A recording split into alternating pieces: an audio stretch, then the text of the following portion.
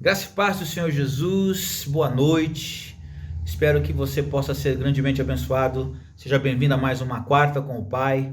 E nessa noite nós temos aí a presença do nosso querido pastor André, da PIB de Itaquera, que vai estar ministrando a palavra de Deus. Quero te recomendar aí a fazer a sua inscrição, o seu agendamento para o culto já do dia 16, domingo que vem. Nós vamos iniciar aí a nossa retomada presencial. E espero que você seja muito abençoado, os projetos que estamos desenvolvendo com a igreja. Mas antes de receber essa ministração da palavra de Deus, eu quero te convidar a engrandecer o nome do Senhor, louvando, declarando a sua grandeza e exaltando o nome daquele que está acima de todo nome, que é o nome de Jesus. Vamos louvá-lo.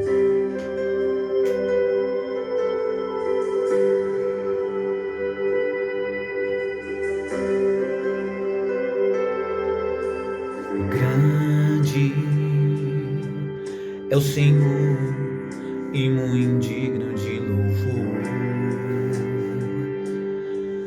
Na cidade do nosso Deus, seu santo monte,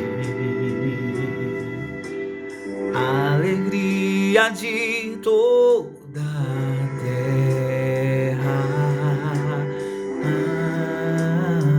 Diga comigo. Grande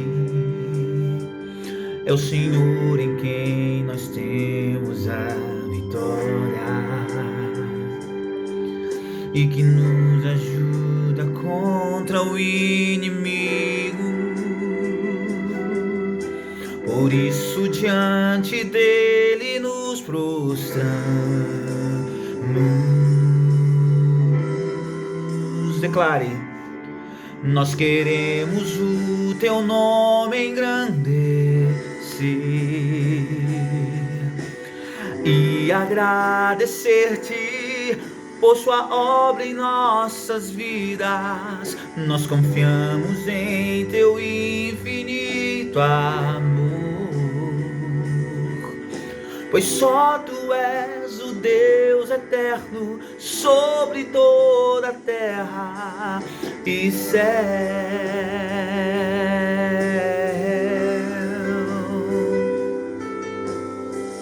Ele é o nosso Deus, grande e poderoso, não há outro como Ele. Grande é o Senhor e digno de louvor.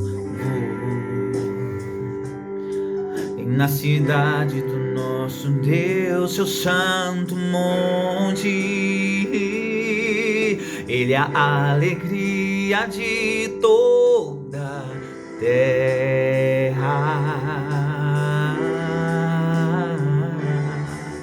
Ele é grande, é o Senhor em quem nós temos a vitória e que nos ajuda contra o inimigo. Por isso diante dele nos prostramos.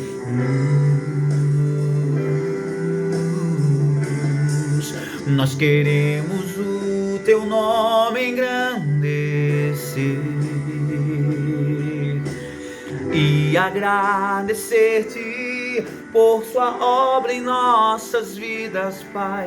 Nós confiamos em teu infinito amor, pois só tu és o Deus eterno sobre toda a terra e céu.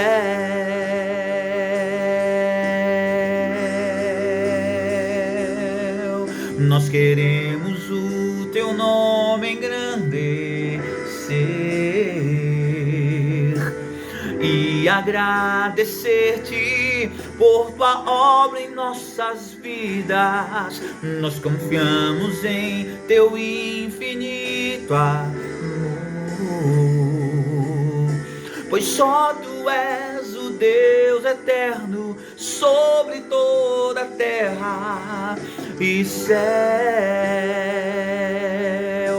Pois só tu és o Deus eterno sobre toda a terra e céu.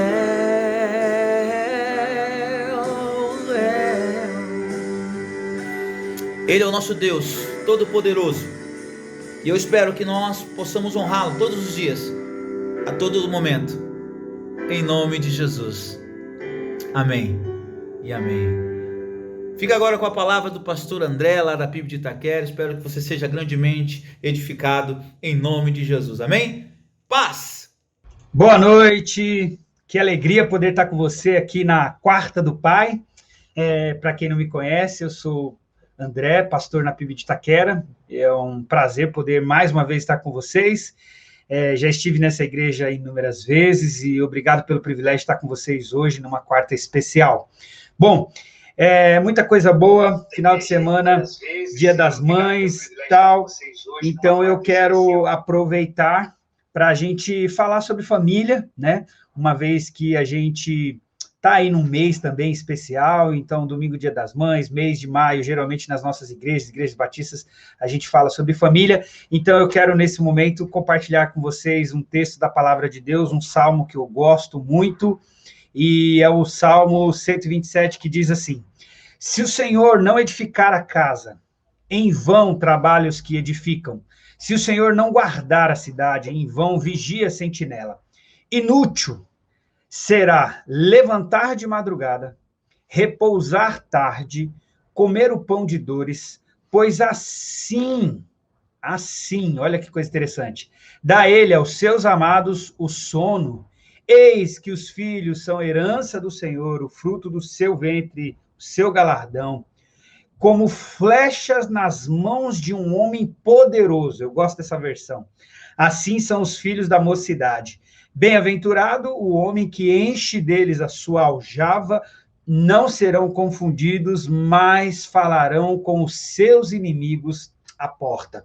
Bom, esse texto é um texto muito incrível, impressionante, cheio de verdades maravilhosas. Primeira coisa que eu quero destacar com vocês é que o propósito da família é a glória de Deus, assim como o propósito do ser humano é viver para a glória de Deus, como diz o Catecismo de Westminster, ele vai dizer que o fim principal e o fim último do ser humano é viver para a glória de Deus. Então, a família, ela deve ter como pressuposto, se nós estamos falando de famílias cristãs, famílias bíblicas, nós então estamos entendendo que o Senhor deve ser o centro, deve ser a orientação, Ele com a sua vontade que deve prescrever o andamento da nossa família. Bom, duas coisas aí, na verdade o texto está cheio de coisa boa, né? Se você pudesse grifar em algum lugar, talvez aí a ideia de você gravar a palavra edificar, a palavra guardar, e aí eu quero trazer pelo menos algumas aplicações para nós. A primeira delas é assim: quando a gente lê o primeiro versículo e a gente está falando assim, de que se o Senhor não edificar a casa, em vão trabalham os que vão edificar essa casa, eu penso que existem pelo menos duas dimensões. Existe a dimensão divina e existe a dimensão humana de se edificar uma casa, né? Então, a primeira coisa é que sem Deus não vai adiantar. Então, quando a gente olha para a palavra de Deus, a gente vai ver assim, ó, Deus vai edificar, Deus vai guardar, eu também estou guardando a minha casa, eu também estou edificando a minha casa. Então, existe esse trabalho conjunto da parte divina e da parte humana. E a ideia aqui é que se eu fizer a minha parte sem Deus, os resultados não serão bons. Então, eu até escrevi aqui no meu esboço que sem Deus não vai adiantar, porque a gente não vai conseguir fazer família do jeito de Deus, viver em família, executar o nosso papel familiar sem a pessoa de Deus, então não vai adiantar. E quando a gente olha para esse texto também, uma coisa muito interessante é que os filhos, eles acabam até se tornando uma espécie de defesa, de recurso, né? Uma espécie de recurso que Deus disponibiliza para nós. Então, vamos pensar assim, ó, eis que os filhos são herança do Senhor, o fruto do seu ventre. O alvo é de que a nossa casa, nosso ambiente familiar, a sua família, a sua casa, seja uma espécie de ambiente de treinamento, uma espécie assim de lugar assim de preparação, para que, inclusive, os seus filhos sejam uma espécie de arma, de defesa, né? Muito interessante que ele vai dizer que quando os inimigos vêm à porta, e a ideia é que naquela cultura, né, os pais vão envelhecendo e os filhos vão tomando a frente da defesa da família, dos pais, né? E então, se os inimigos vêm bater a porta da casa, quem abre a porta e diz, pois não, é os filhos, né? Que coisa legal, né? Mas para que haja esse tipo de defesa, né? É claro que hoje, no nosso contexto, a defesa pode ser de inúmeras formas, né? O pai, a mãe que vai envelhecendo, ou ele tem um problema de saúde, o filho vem e ampara, talvez um filho que depois de muito investimento, depois de muita preparação dos pais, hoje está muito bem sucedido profissionalmente, e aí ele vem e assume a frente dos custos da vida, melhora a qualidade de vida dos seus pais. Então, são formas de a gente, talvez, aplicar esse texto no nosso contexto, né, que não é um contexto de guerra, né, de arma, de inimigos nesse sentido, né, de gente bater na nossa porta, mas talvez vários inimigos que possam chegar na sua casa, como o problema de saúde, a solidão, a dificuldade, e esses filhos vêm como grandes recursos, exatamente porque eles foram bem treinados no Evangelho, eles agora são a sua arma, eles são a sua defesa. Então, é muito interessante a gente olhar para isso. E lembrando que esse salmo, ele faz parte, né, o Salmo 127, ele faz parte daquilo que a gente chama de cânticos de romagem, né, o cântico dos degraus. E é muito interessante que na cultura judaica, os cânticos de romagem, os cânticos de degrau, eles eram cantados exatamente nessa romaria para Jerusalém, né? Então, de todas as formas, eles tinham que ir subindo para Jerusalém, e independente de onde eles vinham, judeus dispersos, judeus fora daquele contexto, eles iam para Jerusalém cantando, eles com todas as suas famílias. E o que eles cantavam? Eles cantavam músicas, cantavam salmos que lembravam quem Deus é, eles cantavam salmos que colocavam o que os inimigos estavam apontando contra eles, eles estavam cantando, pedindo a intervenção de Deus, eles estavam cantando que Deus tinha feito alguma coisa ou que Deus iria fazer. Então, envolvia um clamor, envolvia um colocar de uma realidade de dor e de sofrimento, mas também havia um aspecto de confiança e de fé, de que Deus ia intervir numa situação dessa. Então, eles cantavam isso indo rumo a Jerusalém, que são aquilo que a gente chama de cânticos de romagem.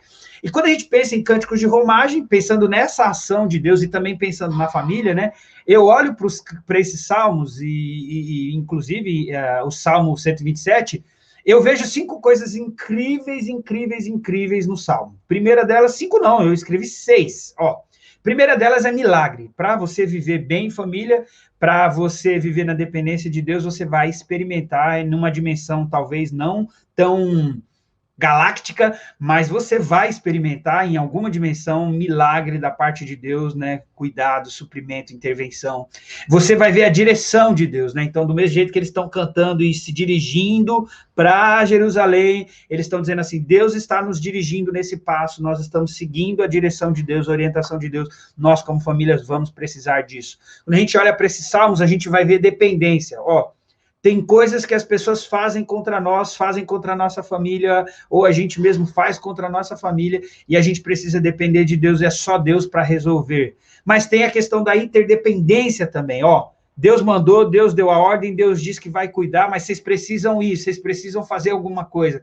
E é muito interessante, nesse salmo a gente percebe também essa dependência de Deus, porque tem coisas que só Deus pode fazer no âmbito familiar, tem milagres que a gente depende completamente de Deus, da ação de Deus, mas também há uma interdependência onde eu faço a minha parte, onde eu trabalho também, eu preciso ser uma pessoa de sentinela, de vigilância, de cuidado, de sobriedade. Então, há essa ambiência, essa atmosfera de interdependência no meu trabalho com Deus em relação à minha família. Há o estímulo condicional, né, da obediência, de que quando eu faço, Deus faz, Deus me abençoa de alguma forma, e claro, os resultados extraordinários, né? Quer dizer, os filhos foram bem preparados, são flechas na mão de um homem poderoso, de um homem que sabe lançar, e aí vem os resultados de proteção, de defesa, de arma, coisas extraordinárias. Então, lembra disso, né? Eu gosto de lembrar, tem coisas que só Deus pode fazer, né? Imagina aquela cena, aquele filme de Moisés abrindo o mar.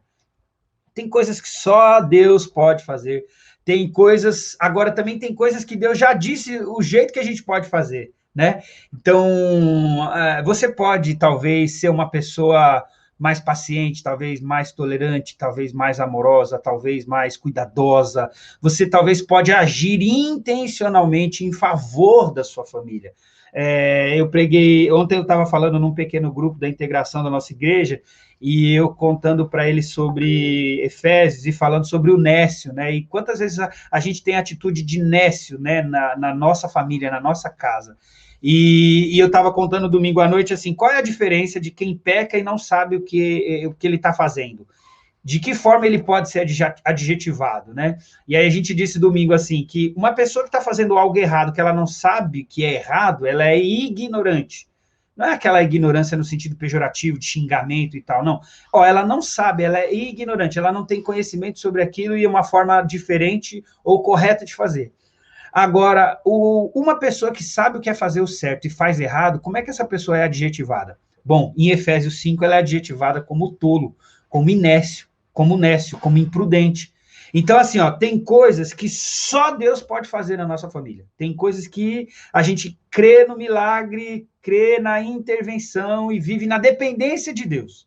Agora, tem coisas que Deus já disse como a gente pode fazer.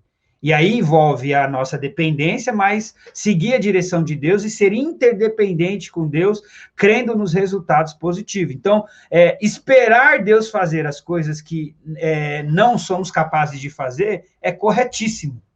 Agora, meu irmão, esperar de Deus as coisas que você e eu temos que fazer é uma imprudência, uma negligência. E a outra coisa importante que a gente vê nesse texto é que, assim, a gente tem que fazer as coisas e fazer do jeito que Deus orienta, né? A nossa família, ela pode ser melhor, mas aí você tem que lembrar, nós temos que fazer do jeito que Deus orienta. Pastor, mas minha família não anda, minha família não melhora, uma situação tão difícil em casa.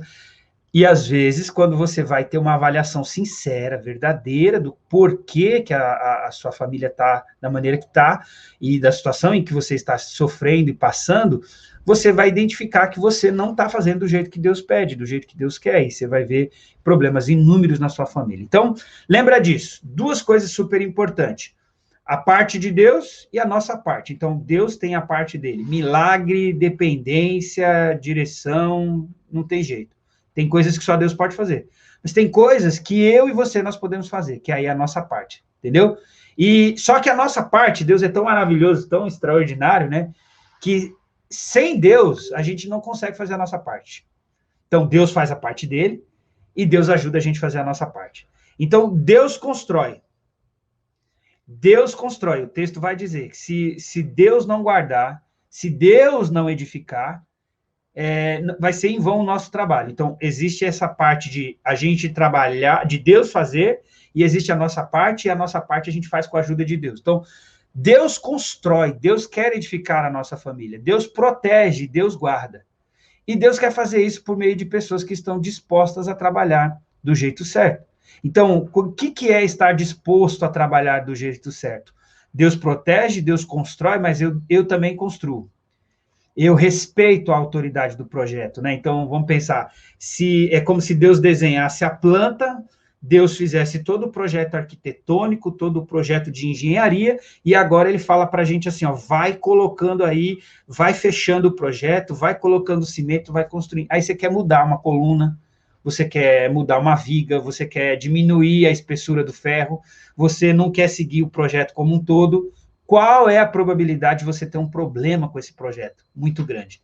Então, a ideia de que Deus constrói, Deus protege, Deus guarda, mas eu preciso fazer isso também, a ideia é de que não vai ser em vão o meu trabalhar nesse texto em favor da minha família, quando eu fizer a minha parte no ambiente da família do jeito de Deus. Ser uma pessoa disposta a trabalhar e trabalhar do jeito certo pela família. Então, se Deus constrói, eu estou construindo também, e eu estou construindo respeitando a autoria do projeto. Quem é o autor do projeto chamado família? Deus. Eu estou seguindo as diretrizes, né, para a manutenção do projeto. Então, eu vou buscar a cumplicidade, eu vou buscar o amor, eu vou buscar perdão. Eu tenho dito aqui, né, na nossa igreja, um dos maiores desafios de a gente viver em família, inclusive que foi revelado nessa pandemia, né? foi assim, jogado no ventilador nessa pandemia, é exatamente a questão do amor e do perdão. Nós temos uma incapacidade muito grande de amar do jeito que Deus ama. O Efésios 5 está dizendo assim, ó, eu e você, nós devemos imitar a Deus, mas nós devemos imitar a Deus no quê?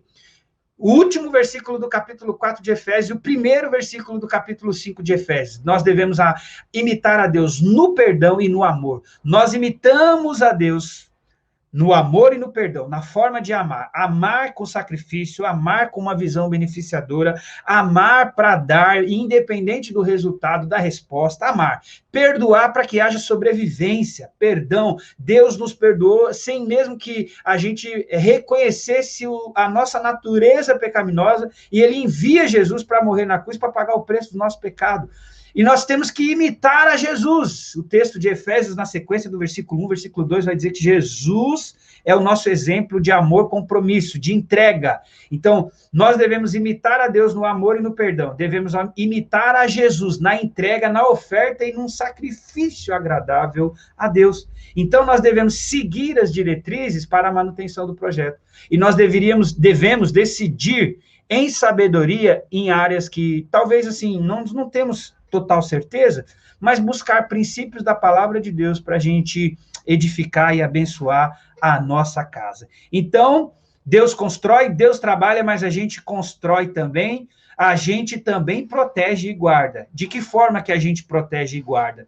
Quando a gente respeita o autor do projeto e segue as diretrizes do projeto.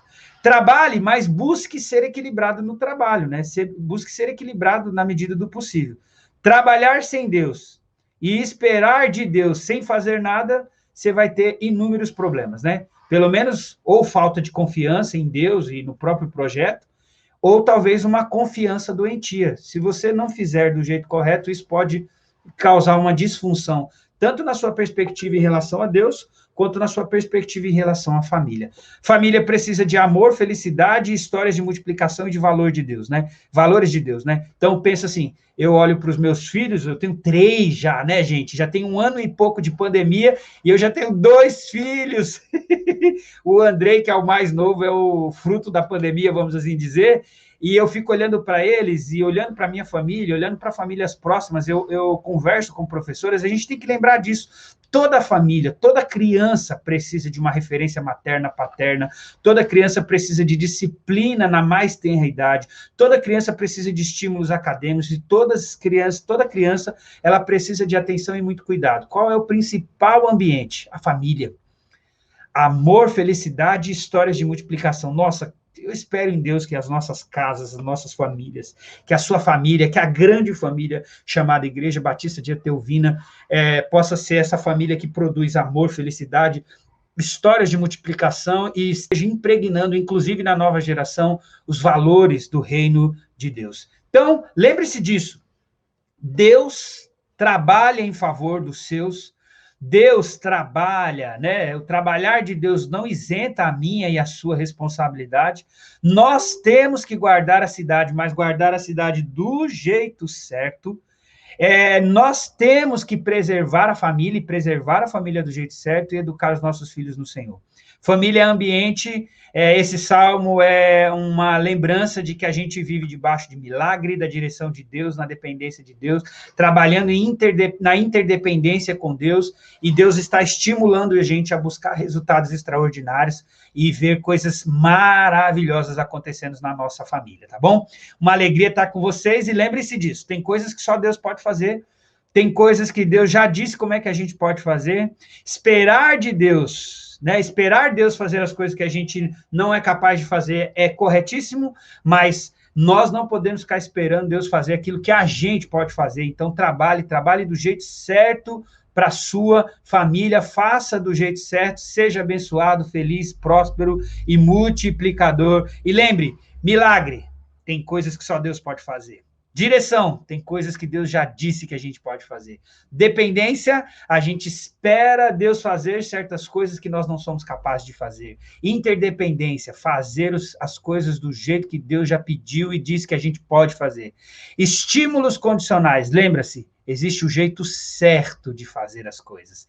E os resultados, ser abençoado, feliz, próspero e multiplicador.